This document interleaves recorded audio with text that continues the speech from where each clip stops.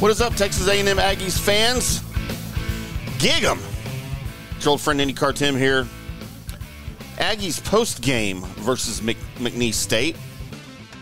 And that's a little better, right? I think what we saw there on Saturday, a little bit more promising and encouraging than what we saw versus Notre Dame in week 1, as the Aggies get their first win of the season with a blowout, dominating performance against McNeese State. And boy, howdy, did they need that. Now, I understand it's McNeese State. It's not Notre Dame. So credit where credit is due, but it doesn't mean that things are fixed and everything's hunky-dory in Aggie land. Although the Aggies are now back in the win column, 1-1 on the season, we can forget about that disappointing loss to the Fighting Irish in the opener in week 1 at Kyle Field last week. The Aggies hang up 52 points, allow just 10 at Kyle Field this week to the McNeese State Cowboys, which, you know, it's good to get back on track. It's good to score 52. It's good to see Connor Weigman playing like we expect him to. It's good to see the defense playing well.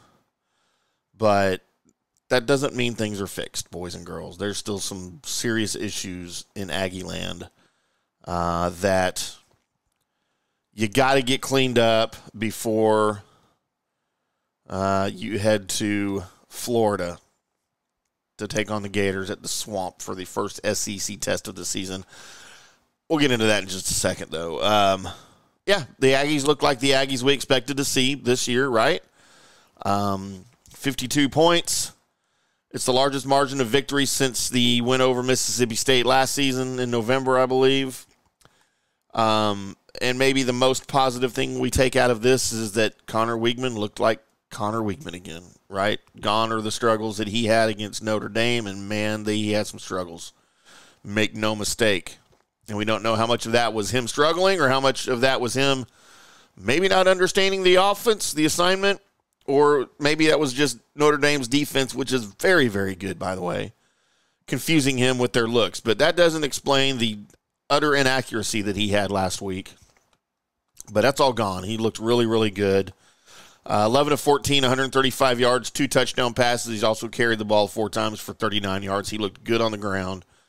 The overall ground game for the Aggies, 333 yards between 6 different ball carriers. Le'Veon Moss had the most, 9 carries for 84 yards and 2 touchdowns. Amari Daniels, 12 carries, 75 yards, and 2 touchdowns of his own. The Aggies had 529, had a dyslexic moment there for a second, 529 yards of total offense and 29 first downs. That's the Colin Klein offense that we need to see, right, every week, week in and week out. Defensively, the Aggies controlled the game in all 4 quarters.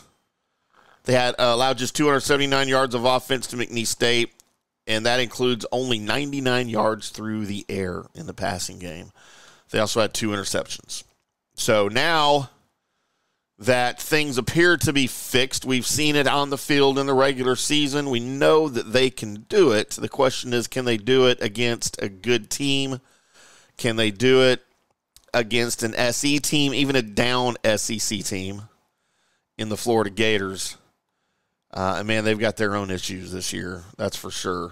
So it would sure be nice to see A&M roll into the Swamp in their first SEC test of the season on the road and get a win. And I don't care how ugly the win is. If they, Weigman 10 of 25 for 102 yards, a touchdown, and 2 picks, I don't even care. I just need to see a road win against an SEC team, and I think I would be fine with that.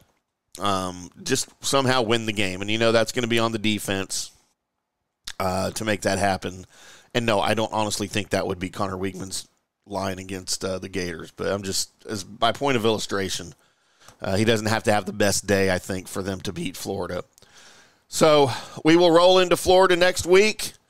We will see what happens. We'll do some more analysis and preview of that game as we get closer to it here on the Texas A&M Aggies Daily Blitz right here on FanStream Sports. By the way, FanStreamSports.com, the FanStream Sports mobile app, FanStream Sports TV, which is our YouTube channel. Make sure you go over there and subscribe. It's probably where you're seeing this video, as a matter of fact, if you are indeed watching the video. If you're listening to the audio portion, I encourage you to subscribe wherever you get your podcasts. Or head over to fanstreamsports.com where you can get all of our great programming, all of our schools, pro teams that we cover, everything over there, golf, MMA, all that good stuff here on FanStream Sports.